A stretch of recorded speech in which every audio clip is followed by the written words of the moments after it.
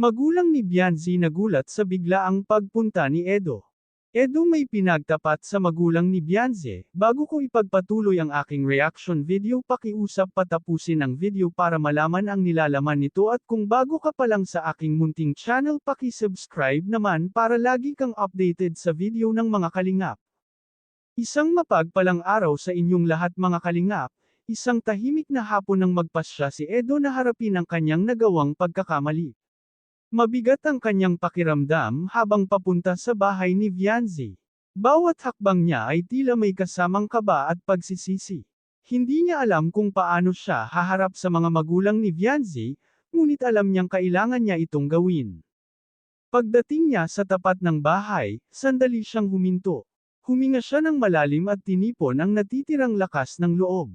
Dahan-dahan niyang kinatok ang pinto. Ilang saglit pa, bumukas ito at bumungad ang ina ni Bianzi. Nabigla ito nang makita si Edo. Pinapasok siya ng ina ni Bianzi, bagamat halatang nagtataka at nag-iingat. Ilang sandali pa, dumating na rin ang ama ni Bianzi at umupo sa harap ni Edo. Tahimik ang paligid, at ang tanging maririnig ay ang bahagyang pag-ikot ng electric fan. Napayuko si Edo at nagsimulang magsalita. Nandito po ako para humingi ng tawad. Alam ko pong mali ang ginawa ko, hindi ko po dapat ginawa yon. Napatigil siya sandali, tila pinipigilan ng sarili na manginig ang boses. Doon po sa pagnanakaw ko ng halik kay Bianzi. Hindi ko po inisip ang mararamdaman niya, pati na rin po kayo bilang mga magulang niya. Nagpadala po ako sa emosyon, at nagsisisi po ako. Tahimik lamang na nakinig ang mga magulang ni Bianzi. Makikita sa kanilang mga mata ang bigat ng sitwasyon. Hindi agad sila nagsalita, na lalo pang nagpakaba kay Edo. Sumingit ang ina ni Bianzi, mas mahinahon ang tono.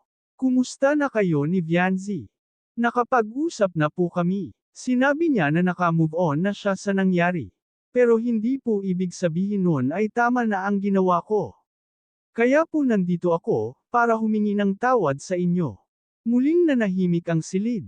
Ilang segundo ang lumipas bago nagsalita ang ama. Ang mahalaga, aniya, ay natutunan mo ang leksyon. Hindi lahat ng pagkakamali ay nabibigyan ng pagkakataong may tama. Kaya dapat mong pahalagahan ang pagkakataong ito. Tinatanggap namin ang paghingi mo ng tawad, dugtong ng ina. Pero sana ay magsilbi itong paalala sa iyo, na ang respeto ay hindi hinihingi, kundi pinapakita sa gawa. Makalipas ang ilang sandali, tumayo si Edo at muling nagpasalamat. Paglabas niya ng bahay, tila gumaan ang kanyang pakiramdam. Hindi man niya mababawi ang kanyang nagawa, alam niyang nagsimula na siyang itama ang kanyang pagkakamali. Habang pauwi, napaisip siya. Ang isang iglap ng kahinaan ay maaaring magdulot ng pangmatagalang epekto, ngunit ang pag-amin at paghingi ng tawad ay isang hakbang patungo sa pagbabago. At sa pagkakataong iyon, pinangako ni Edo sa kanyang sarili na mas magiging maingat siya, sa kanyang kilos, sa kanyang salita, at higit sa lahat, sa paggalang sa iba.